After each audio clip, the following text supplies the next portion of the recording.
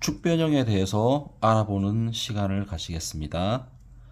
지난 시간까지 저희들은 축력과 인장, 압축 부재를 알아봤습니다. 축력은 힘이 작용해서 어디에 작용해서 발생하는 것인지를 알아봤던 거고요. 인장과 압축 부재는 그 축력의 작용으로 인해서 내부에 발생하는 응력을 알아봤습니다. 그렇다면 축력은 원인이 되었고 그 원인으로 인해서 응력이 발생하는 과정이 되었습니다. 그리고 그 과정 이후에 결과로 나타나는 변형률을 변형을 알아볼 겁니다. 그것도 어디에 변형이냐면 축 변형에 대해서 알아볼 겁니다. 자, 그림을 하나 그려볼게요. 단면적 A를 가진 똑같은 A를 가진 축부재를 그렸습니다. 그리고 그 축에 힘이 작용한다라고 가정을 하겠습니다. 그리고 이 부재의 탄성 계수 E는 일정하고 길이는 L이라고 표기하겠습니다. 이러한 부재에 발생하는 축 변형에 대해서 알아보려면 첫 번째 응력이 어떤 건지를 다시 한번 보겠습니다. 응력은 A분의 P로 나타내죠. 그리고 두 번째, 변형률은 길이분의 변형된 길이 델타 L로 나타낼 수 있을 겁니다. 이 델타 L은 그림상에서 아마 이렇게 표시가 될 거예요. 당기고 있으니까 늘어나겠죠. 이렇게 이 구간만큼은 델타 L이다 라고 표시를 하겠습니다. 그리고 세 번째는 탄성계수입니다. 탄성계수는 변형률분의 응력으로 나타냅니다. 이 세 가지 공식은 다 알고 계시죠?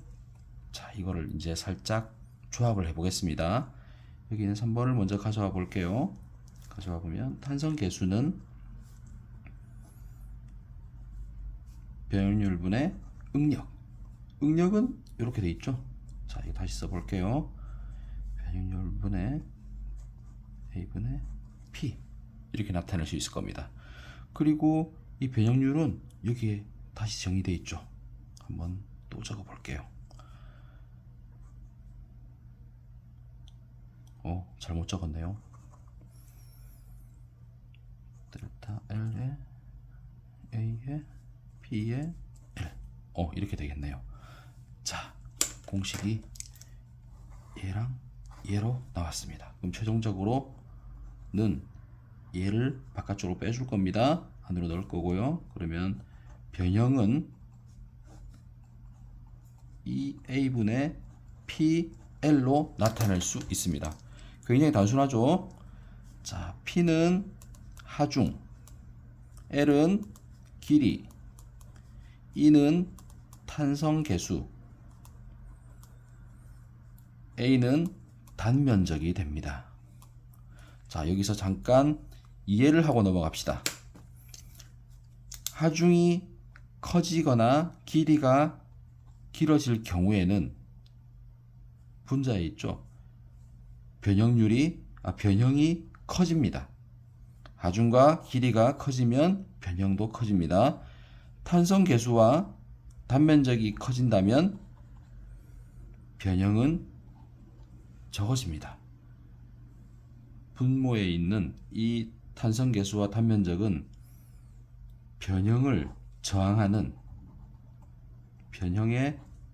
저항하는 이거 앞 시간에 배운 적 있죠? 강성이라고 하죠. 그리고 축력에 의해서 응력이 발생하는 변형이기 때문에 축강성이라고 합니다. 이 분모에 있는 EA가 커지면 커질수록 변형은 작아지고요. 길이는 길수록 변형은 커집니다. 요 관계를 잘 이해하시면 외우지 않아도 됩니다. 자, 우리 이제 문제를 한 번씩 풀어볼까요? 문제 1번의 케이스입니다. 설명드린 바와 똑같은 조건을 가진 이 L, P 그리고 단면적 A를 가진 이러한 부재의 힘이 작용할 때 변형은 얼마인가 라고 하는 문제에서는 이거는 볼 것도 없죠. 하나, 둘, 셋, 넷, 이 네 가지 조건만 다 넣으면 끝납니다. 델타 L은 이 A분의 PL로 나타낼 수 있습니다. 굉장히 쉽죠. 기술사 문제는 이렇게 안 나옵니다. 자, 문제 2번 한번 보겠습니다. 2번 같은 경우에는 좀 다르게 그려볼 건데요.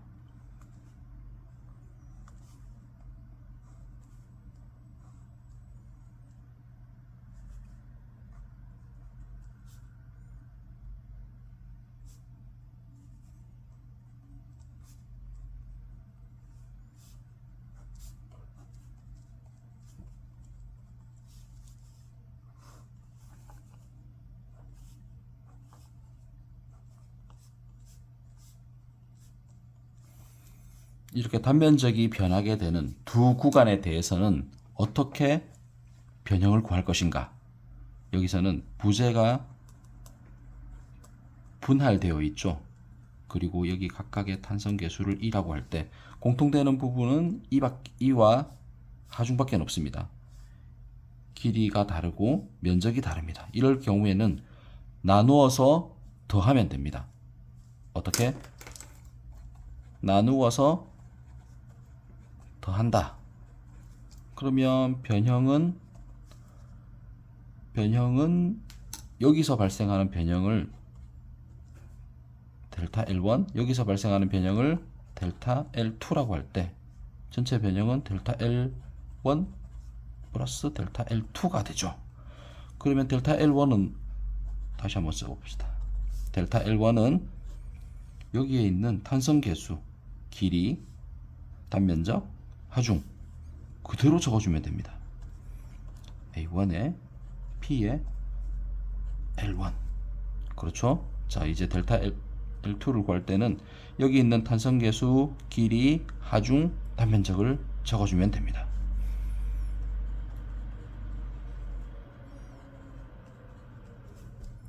이게 끝입니다.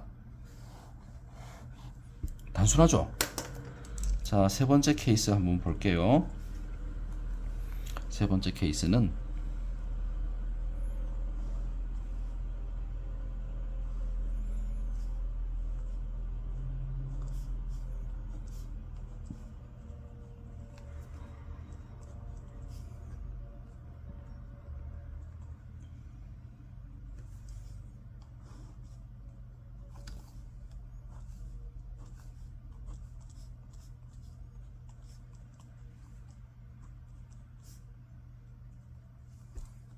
여기서의 조건은 하중이 변하는 상태입니다. 하중이 다른 경우입니다. 탄성계수 같고요. 길이는 하중이 다르게 되면 잠깐 적어 볼게요. 하중이 다르게 되면 구간이 나뉩니다. 그리고 구간이 나뉘면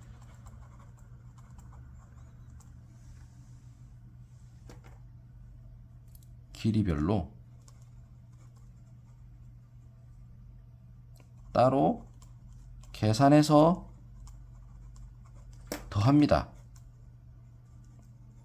뭔가 잔뜩 적었지만 단순합니다. 하중이 P1일 때 작용하게 되는 그 응력으로 인해서 여기는 델타 L1이 발생하게 되고요. P2가 작용해서 이 구간에 발생하는 변형은 델타 L2가 됩니다. 얘랑 크기가 다르기 때문에 어떻게 빼주거나 해야 되지 않아요? 맞습니다. 더하거나 빼줘야 됩니다. 그렇다면 얘부터 한번 구해봅시다. 델타 L은 델타 L1 더하기 델타 L2가 될 거기 때문에 위에 있는 문제와 유사합니다. 아니 똑같다고 볼 수 있습니다. 여기서는 단면적이 바뀌었지만 여기서는 하중이 바뀌게 된 거죠. 그래서 델타 L1을 본다면 탄성 계수는 같기 때문에 단면적도 같습니다. 2A분의 P1의 L1입니다. 더하기 2A분의 P2의 L2가 됩니다. 굉장히 단순하죠. 자, 이 정도의 난이도로 기술사엔 나오지 않습니다.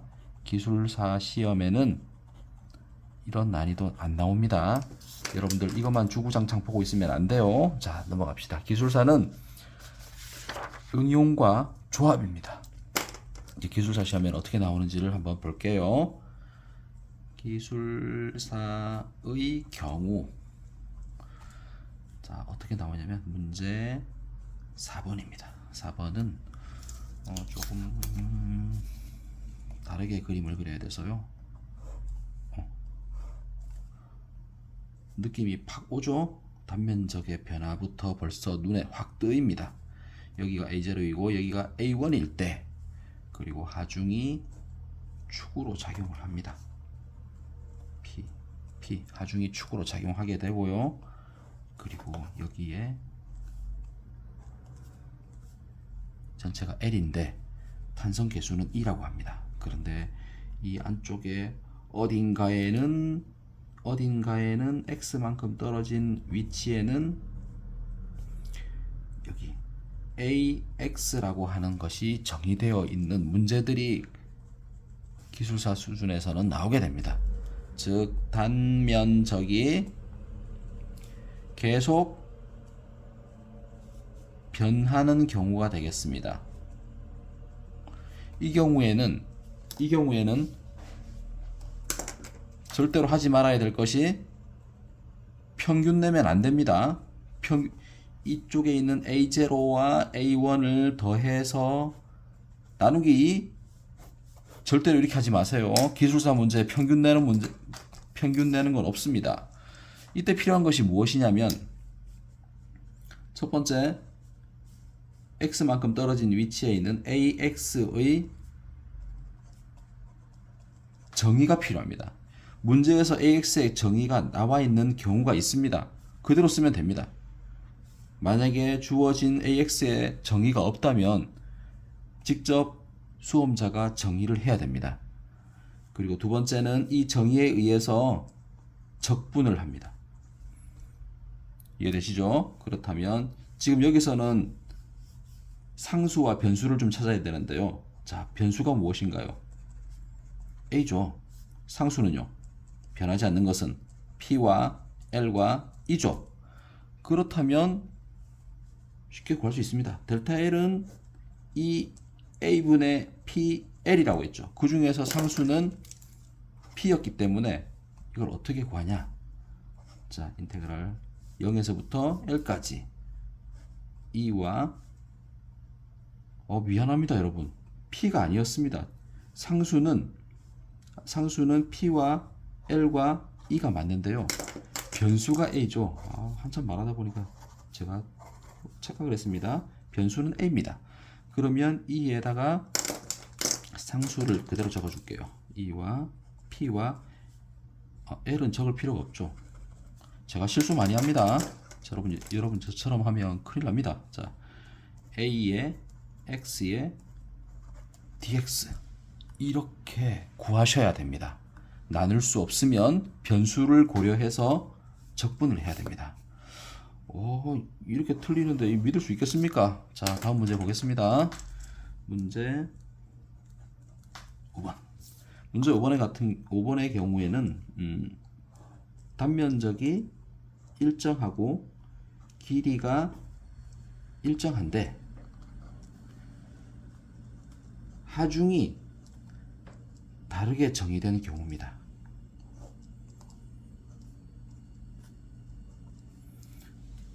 위에서는 단면적이 달랐는데 지금은 하중이 위치마다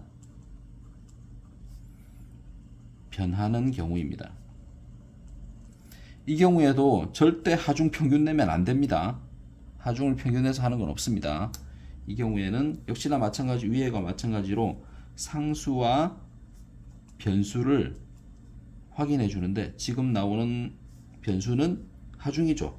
그래서 하중 px의 정의가 필요합니다.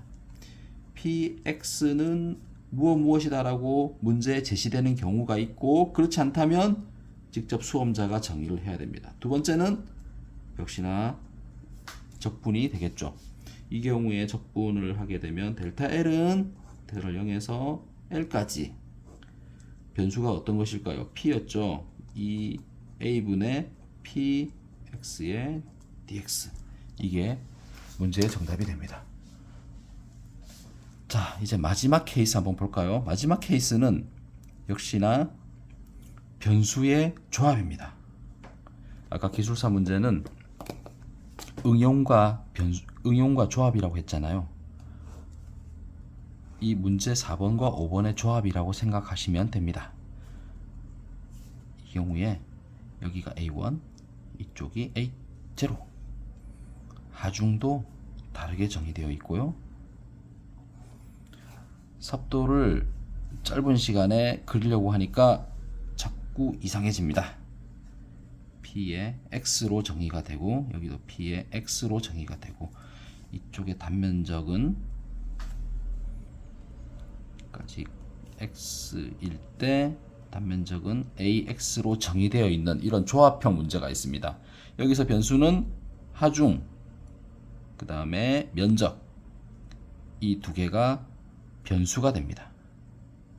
자, 그렇다면 A의 X를 정의해 주고요, P의 X를 정의해 줍니다. 정의가 나와 있으면 그대로 대입하면 되고, 없으면 수험자가 해야 된다 그랬죠. 자, 두 번째는 적분입니다. 자, 델타 L은 0에서 L까지, E와 상수는 E와 L밖에 L도 여기 적으면 안 되는데 죄송합니다. 자꾸 제가 실수합니다. A의 X에 P의 X 두 개의 상수를 적어주고 dx. 자, 이렇게 적분해주면 끝이 납니다.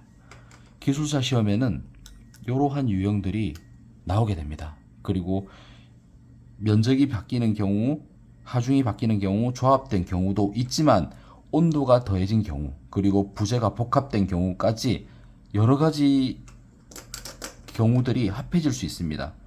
절대로 기술사 시험에는 앞에서와 같은 이런 단순한 내용 안 나옵니다. 실무에서 구할 때는 이런 식으로 구하기도 합니다. 실무에서는 많은 분량을 계산을 해내야 되기 때문에 가능하다면 부재를 단순화하고 하중을 제대로 정의해서 고정된 상수로 처리를 하게 되는데, 기술사 문제에서는 안 그렇습니다. 이 사람의 능력을 확인해야 되는 시험이기 때문에 여러 조합들을, 여러 변수들을 묶어서 냅니다. 자, 오늘은 여기까지이고요. 다음 시간에는 온도 응력에 대해서 알아보겠습니다. 감사합니다.